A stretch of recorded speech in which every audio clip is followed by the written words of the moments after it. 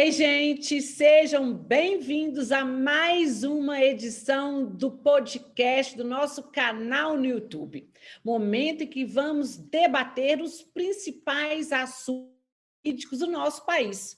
Conteúdos exclusivos da docência e contando com a participação de profissionais de renome, não só da nossa área jurídica, mas também das áreas correlatas a ela. O nosso tema de hoje serão as convenções processuais. E para falar desse assunto tão importante, teremos a honrosa participação do desembargador do Tribunal de Justiça do Rio de Janeiro, doutor em Direito pela minha querida Pontifícia Universidade Católica de Minas Gerais, professor da FGV do Rio de Janeiro, professor Alexandre Freitas Câmara. Seja muito bem-vindo ao nosso podcast, professor. Obrigado, Luciana. Uma alegria estar aqui participando do podcast e espero poder contribuir um pouquinho para as nossas reflexões sobre esse assunto. Com certeza será um sucesso. Professor, nós tivemos com o Código de Processo Civil de 2015 a previsão lá no artigo 190, de uma cláusula geral de negociação processual, permitindo a formulação, inclusive, dos negócios processuais atípicos, que provocou, ou pelo menos deveria provocar, uma revisitação da mentalidade, da postura dos operadores do direito, agora voltada mais à concessionalidade, mais à efetivação do princípio da cooperação, que demonstra a valorização da autonomia privada no nosso processo. Então, nós temos aqui um importantíssimo instituto, que já existia. Vamos falar aqui aquele exemplo clássico da nossa cláusula de eleição de foro, clássico exemplo de um negócio jurídico processual típico. Mas agora nós temos aquela norma expressa que amplia também para as convenções atípicas. Então, vamos falar aqui, temos vários alunos, vários estudantes que nos acompanham aqui no canal, o que vem a ser os negócios jurídicos processuais. Os negócios processuais são convenções celebradas pelas partes antes ou durante um processo e que têm por objeto o próprio processo. A gente está acostumado, quando pensa em negócios jurídicos, em pensar em contratos, que tem por objeto a relação de direito material. Eu vendo um imóvel para você, você me paga um dinheiro, eu alugo um bem para você, você me paga um valor de aluguel por isso, enfim. Aqui a gente tem negócios jurídicos que, em vez de terem por objeto a relação material, tem por objeto o próprio processo. Você deu o exemplo da eleição de foro. As partes convencionam onde o processo vai tramitar. Mas a gente pode pensar em outros exemplos. As partes convencionam quem vai ser o perito de um determinado processo. Então, são negócios, convenções que nascem de um consenso entre as partes. Então, está inserido nesse movimento maior da busca do consenso, mas aqui não o consenso sobre o direito material, mas sobre o modo de ser do processo. Excelente, professor. Existem limites a essas convenções processuais? Existem. É difícil encontrar alguma coisa que não tenha algum limite no direito. Então, limite tem. Talvez a maior dificuldade seja determinar exatamente quais são esses limites. Alguns são meio óbvios, porque em alguns pontos a lei expressamente estabelece o limite. Não pode haver convenção para modificar a competência absoluta. O Código é expresso quanto a isso. Então, a gente não pode convencionar que um processo de família vai tramitar na vara empresarial, por exemplo. Esse é um limite. Outros limites resultam do sistema. Por exemplo, no nosso sistema jurídico, as competências dos tribunais são fixadas por norma constitucional, seja pela Constituição Federal, seja pela Constituição do Estado, no caso do Tribunal de Justiça. Não se pode, por negócio processual, criar uma competência de tribunal. Então, as partes não podem, por exemplo, convencionar que o processo vai começar originariamente no Supremo, ou que o tribunal vai ter que julgar um recurso que as partes inventaram na sua convenção, porque aí se estaria criando uma competência de tribunal sem autorização para isso. Então, alguns limites ou estão claros na lei ou resultam do sistema. Agora, tem uma zona cinzenta, tem coisas que a gente ainda não conseguiu descobrir se é limite ou se não é, né? E eu tenho sempre dito que a gente tem que, em matéria de negócios processuais, a gente tem que fazer que nem criança faz com pai e mãe. Tem que ir testando, sabe? Vai fazendo até a hora que o pai e a mãe chegam e dizem assim, menino, isso não pode, bota de castigo e tal. Aí você descobre, esse é um limite, né? Por exemplo, está tendo uma discussão muito interessante sobre se seria possível, por negócio processual, se convencionar que o processo vai tramitar em segredo de justiça. Tem muita gente dizendo que não, né? Tem muita gente dizendo que sim. Eu, por exemplo, admito. Eu admito. Desde que seja um processo que não, em que não seja parte o Estado, né? Estado em sentido amplo. Mas um processo entre particulares, para mim, pode. Mas tem gente que diz que isso é um absurdo, que não pode, que não faz sentido nenhum. Eu não conheço nenhum caso concreto. No dia que tiver o caso concreto, a gente vai saber se esse era mesmo o limite ou não. E é interessante esse questionamento sobre a tramitação em segredo de justiça, porque se nós formos analisar que naquele caso concreto existe um risco de ofensa ou de exposição da dignidade da pessoa humana ou de ofensa à exposição das partes naquele processo, embora seja o interesse privado, eu não vejo problema se entabular um acordo de que a tramitação será feita em segredo de justiça. Porque, como nós falamos desde o início, não é, professor? Nós estamos falando aqui da prevalência da autonomia privada quando se trata de convenções processuais. É isso. Quando a gente pensa num processo em que um ente público é parte, aí você tem um princípio constitucional de publicidade, porque é preciso que a sociedade saiba o que o Estado está fazendo, né? Mas quando a gente está pensando num processo que versa sobre interesses de particulares e interesses que são passíveis de autocomposição, porque se não for isso, não se pode celebrar negócio processual, a gente tem que pensar o seguinte, pelo menos é a minha forma de ver o fenômeno. Esse mesmo conflito poderia ser resolvido por arbitragem. Se fosse resolvido por arbitragem, as partes poderiam convencionar a confidencialidade da arbitragem. Exato. Se nesse processo arbitral confidencial fosse necessária a expedição de uma carta arbitral, o trâmite da carta arbitral se daria em segredo de justiça. Né? Isso está tudo no código. Então, me parece que é possível que uma convenção das partes gere uma confidencialidade, uma publicidade restrita no processo judicial. Né? A gente consegue isso por via oblíqua, através desse raciocínio que eu desenvolvi. Se consegue por via oblíqua, por que não pode conseguir diretamente? Né? Então, eu não vejo problema, mas eu conheço pessoas que são radicalmente contrárias a isso, dizendo que a publicidade do processo é uma garantia da sociedade e que isso não poderia ser restringido fora dos casos em que a própria lei prevê a restrição. Enfim, é um dos limites que a gente vai ter que testar. Certo. E aproveitando esse próprio exemplo, na concepção de Vossa Excelência, professor, o juiz ele tem que concordar com a convenção para que ela produza efeitos ou não? Não, de jeito nenhum. O juiz não é um partícipe da convenção. Ele é, eu vou usar aqui uma expressão que eu ouvi outro dia de um querido amigo, que é o professor William Santos Ferreira, que é da nossa co-irmã, da PUC de São Paulo. Né? O William disse, com muita propriedade, que o juiz é um agente da convenção processual. Né? O papel dele é botar a convenção processual para funcionar. E o controle que ele faz é um controle de validade. Ele não faz controle de conteúdo para dizer não gostei, não concordo, vocês deviam ter feito diferente, nem faz controle de conveniência, para dizer não precisava, deixa que eu resolvo aqui do meu jeito. Não. Ele só faz controle de validade. Então, se uma das partes estava numa situação de vulnerabilidade, se foi uma cláusula inserida, um negócio inserido abusivamente num contrato de adesão, né? Ou se há qualquer outra invalidade resultante lá do direito civil, né? Objeto ilícito, ou agente incapaz, né? Aí ele controla. Se não, não. Senão ele tem que aplicar, gostando ou não.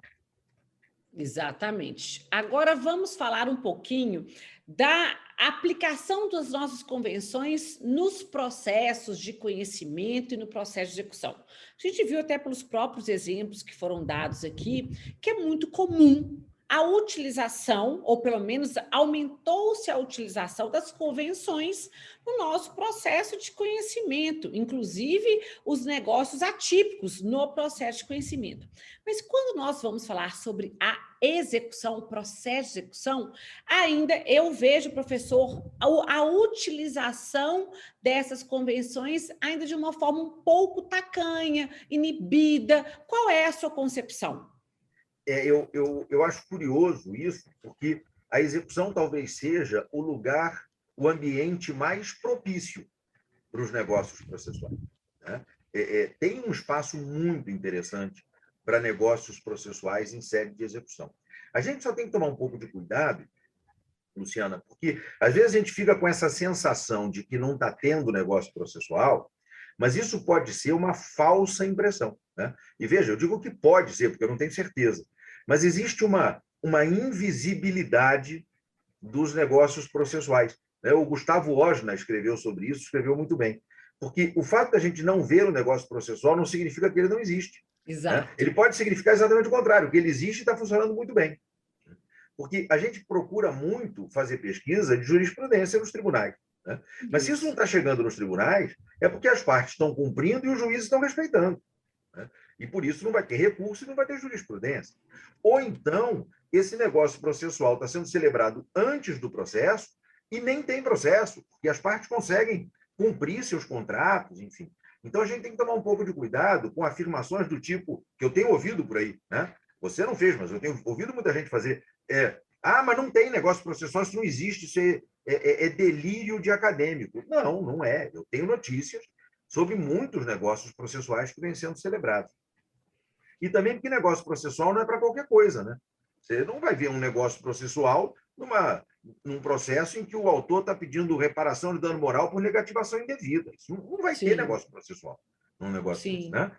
Negócio processual é para causas mais complexas, mais sofisticadas, de valor mais alto, enfim. Agora, eu volto ao ponto.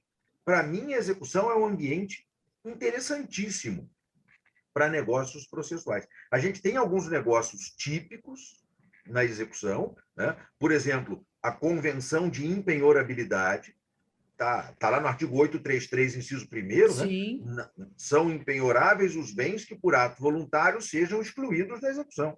Então, a gente pode convencionar que numa execução não se poderá penhorar um determinado bem. Isso já tinha no código anterior, né?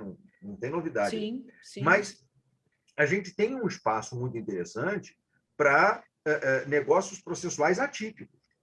Por exemplo, nomeação convencional do depositário do bem penhorado, né? Tem um caso muito interessante que me foi contado por um dos advogados que celebrou o negócio, que é o nosso amigo Fred Dias Júnior, né? O caso era muito interessante porque era uma execução entre duas grandes empresas, envolvendo valores altos, e o dinheiro que foi penhorado era um dinheiro que estava depositado num determinado fundo de investimento que gerava muito, rendia muito mais do que poupança. E o juiz determinou, como manda a lei, que aquele dinheiro bloqueado fosse transferido para uma conta vinculada à execução, onde ia render muito menos, porque aí ele só ia render o valor da poupança. O que as partes convencionaram? Que o dinheiro ia continuar depositado naquele fundo e o juro que excedesse da poupança, eles iam dividir meio a meio. Perfeito. Então, era mais lucrativo para o credor, porque ele ia receber mais do que na poupança, e era menos oneroso para o devedor, porque ele ia ainda ter um rendimentozinho ali que ele não teria em outras circunstâncias. Então, estava bom para todo mundo, né? E foi um negócio processual atípico de escolha do depositário do dinheiro penhorado, né? Então, a gente tem um espaço muito interessante. Agora, ainda tem muita resistência na hora dos limites, né? Na hora de fixar os limites. Por exemplo, eu tenho visto muito debate sobre a legitimidade do negócio processual que convencione a penhorabilidade de bens empenhorados, né? Eu não vejo problema nenhum. Para mim, pode. Para mim, não tem rigorosamente nenhum problema. Eu vou celebrar um contrato contigo e a gente bota uma cláusula dizendo que se eu não pagar e você vier me executar, você pode penhorar o imóvel em que eu moro. né? Certo. Imóvel residencial. Ah, mas o bem de família e tal. Mas vem cá, eu não posso vender o meu imóvel? Pegar o dinheiro, pagar o que eu devo e com o que sobrar, comprar um imóvel menor para morar? Né? Eu não vejo problema nenhum. E se a gente parar para pensar, a hipoteca nada mais é do que uma convenção Exato. entre as partes em que elas estipulam que aquele imóvel pode ser penhorado. E a Que própria Lei estipula a 8.009, garantia.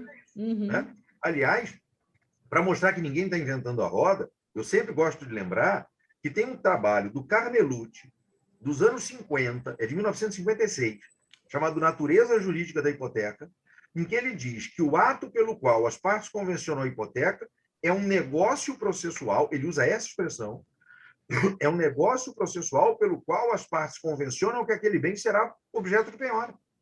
Então, ninguém está inventando a roda. Perfeito. Né? Isso. As pessoas ficam assustadas com penhora de salário por negócio processual. Ué, mas eu não posso pegar um empréstimo consignado no banco?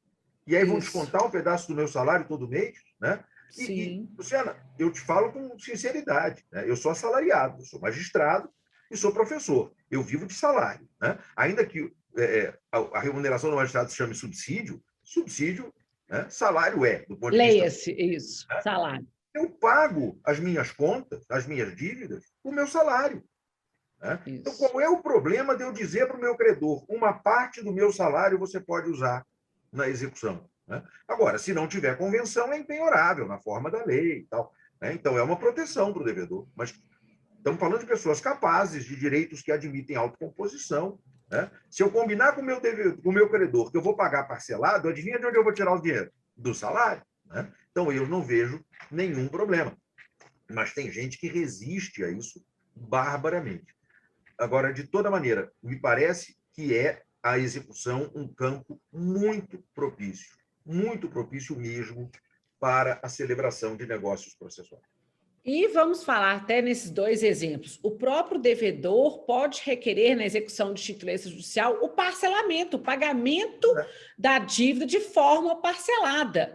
E eu vou retroceder ao nosso Código de 73. Lá havia a citação do devedor para indicar os bens, para nomear os bens que ele queria que fossem penhorados. E lá já não havia restrição que ele não poderia indicar um bem em tese ou rotulado por lei como impenhorável, porque está dentro da autonomia privada, e eu volto na autonomia, que prevalece no processo de execução.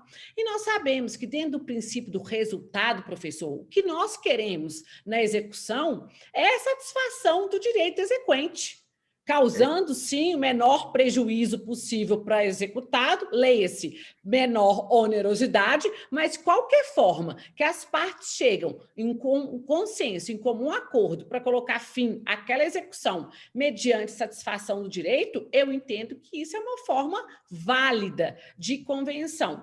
E, como o senhor bem disse, é um campo propício para os negócios jurídicos processuais atípicos. Porque os típicos, temos vários exemplos. A própria suspensão do processo executivo por convenção das partes, a desistência da execução. O credor pode desistir, o exequente pode desistir do procedimento executório. E eu vejo esse requerimento de existência como um clássico negócio jurídico processual, quando ele desiste, embora já tenha até a defesa do executado. E eu queria, falando da execução, gente, já caminhando para o final da nossa conversa, falando sobre esses negócios processuais, sobre as nossas convenções atípicas na execução. É possível, como o senhor vê o pacto, o acordo da não execução? Eu vou até estender um pouquinho a pergunta. Nós temos o princípio da tipicidade, o rol dos títulos executivos, tanto judiciais quanto os extrajudiciais. As partes poderiam, dentro da abertura dada pelas convenções, criarem títulos não previstos em lei e entabularem um acordo de não execução? Para mim, as duas possibilidades existem. Acho perfeitamente possível que as partes criem negócio processual, título executivo extrajudicial, claro, por convenção, né? Isso. Não vejo como elas pudessem criar um título judicial. Né? Mas até por uma questão de natureza, de essência. Mas título extrajudicial me parece perfeitamente possível. Aliás, aqui no Rio, houve a defesa de uma dissertação de mestrado de uma processualista que é, inclusive, professora da nossa escola de magistratura, a Estefânia Cortes, exatamente sobre isso, sobre a possibilidade de criação de títulos executivos por convenções processuais. Ela foi orientanda do professor Antônio do Passo Cabral, que é talvez a grande autoridade brasileira nos negócios processuais. Acho perfeitamente possível, e quando falo sobre isso para os meus alunos, dou o seguinte exemplo. O Código prevê como título extrajudicial a confissão de dívida para o instrumento particular assinada pelo devedor e por duas testemunhas. Eu dou o seguinte exemplo. Imagine que não há testemunha. Só o devedor assinou, as testemunhas não. Mas o credor assinou junto com o devedor. E lá eles colocaram uma cláusula dizendo fica pactuado que isso aqui é título executivo. Pronto. Título executivo criado por negócio processual. Isso, para mim, é perfeitamente possível. De outro lado, seria possível um pacto de não executar? Né? Qual é a hipótese? O título executivo existe, né? E as partes convencionam que não se pode demandar execução com base nele. Me parece possível se for título extrajudicial. De novo, né? Se for um título judicial, me parece que seria possível um pacto de não executar por um certo tempo. Isso me parece possível. Né? Seria uma forma de pacto de non petendo. Então, se combinaria que, embora haja um título judicial, durante um ano não pode promover nenhuma atividade executiva, que é o tempo que as partes reconhecem que o devedor vai precisar para conseguir o dinheiro e pagar, ou para dar liquidez ao seu patrimônio, enfim, isso me parece possível. Agora, proibir para sempre a execução e exigir um novo processo de conhecimento, me parece que seria imputar ao judiciário algo que não lhe cabe, que é rejulgar o que já foi julgado. Né? Então, aí não me parece possível. Agora, com título extrajudicial, eu acho que é possível sim, porque a gente tem lá aquele artigo 785 do CPC, sim, que diz que quem tem título extrajudicial pode optar pelo processo de conhecimento para obter um título judicial. Então, a meu ver, isso não precisa necessariamente vir de uma manifestação unilateral de vontade do credor.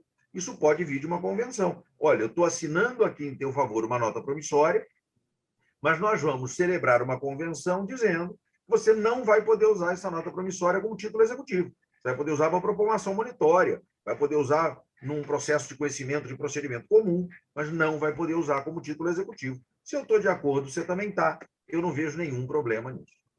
Não, perfeito, professor. Infelizmente, o nosso tempo já está esgotado. Eu gostaria aqui de reiterar a minha alegria de receber o senhor aqui no nosso podcast. Espero contar com sua presença em outras oportunidades para falar de um tema que nos é tão caro, que é o processo civil. Muito obrigada, professor. Eu que agradeço, Luciane, sempre às ordens. Quando quiser, é só chamar. Vai ser um prazer. Obrigado.